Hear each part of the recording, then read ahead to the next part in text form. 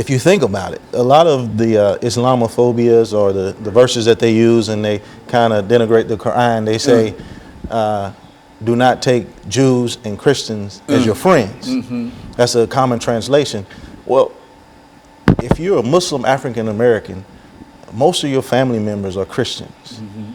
So if I was a new convert and I read this and it says this, I probably would put the book down. But that's a kind of a awkward translation of that. It's saying to the reader, you should not allow others to be responsible or have a vested interest in your religion.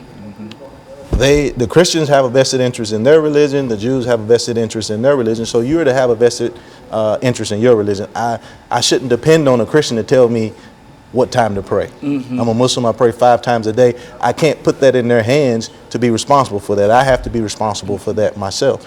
And when you start to think of that, where the term that they use as friend is kind of, you shouldn't translate it that way. You should use patron. And to give you an example of this, there's a tradition in Islam where they say you have a wali.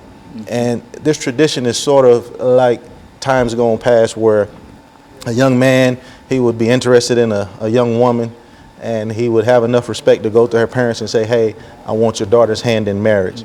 And the parents would, critique the guy, look the gentleman over and see if he was worthy of his daughter. So he had the father had a vested interest in it. This is the same kind of idea when we say don't take Jews and Christians as that, to have that vested interest or that type of friend. If you start to look at that on a much bigger scale or broader picture, all of us should take some kind of vested interest in our religion. Whatever we associate ourselves with, if we're African Americans, we should take some kind of vested interest in our own community and its development. We can't depend on others to take the lead for us in our community and its development. So. And so in a real sense, it's sort of a self-recognition, a self-realization kind of thing in terms of your religion, your attitude toward your religion. Is that what we're saying? Oh, absolutely. And I'd like to continue the conversation by sharing a translation of some of the verses from our text. The text that we use is called the Holy Quran, originally revealed in Arabic. But one of the translations of one of the verses, God says, "O man, we have created you from a single male and female, as in Adam and Eve, and then made you into nations and tribes." And for what reason? Nations and tribes, so that you can know one another. And the translation of that principle, to know one another, it's an Arabic word, ta'arraf, which really means to acknowledge or to recognize. The point being, he's created differences in creed or religion or race or skin tone or whatever it is that we happen to be, so that we can recognize the good in each other, so that we can benefit from each other. That's the point.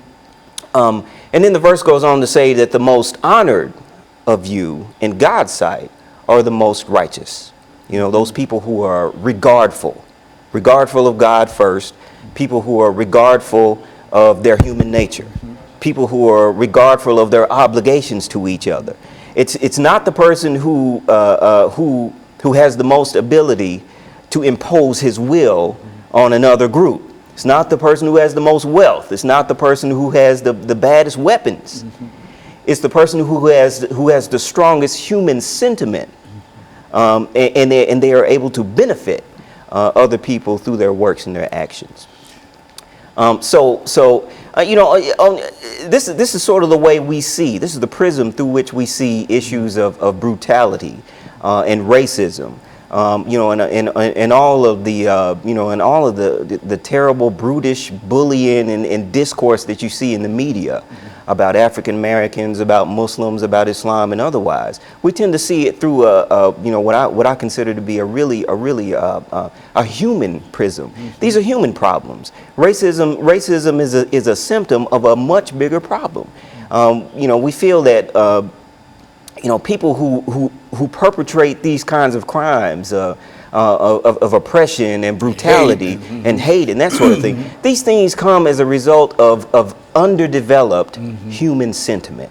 All right, and they spill out and they work their way through and they manifest themselves through racism. And something is wrong with an individual who is a racist. Is that what we're saying essentially? Because that's something that's contrary to should be contrary to the human experience. Absolutely. But if you go out and you're a racist and et cetera, it says more about you, excuse me, than about the religion that you are trying to condemn. Absolutely. Absolutely. Anything? And of course, we've got about 2.5 or 3 minutes here to give the two of you opportunities to make some additional statements in reference to. So you asked a question. You said that it was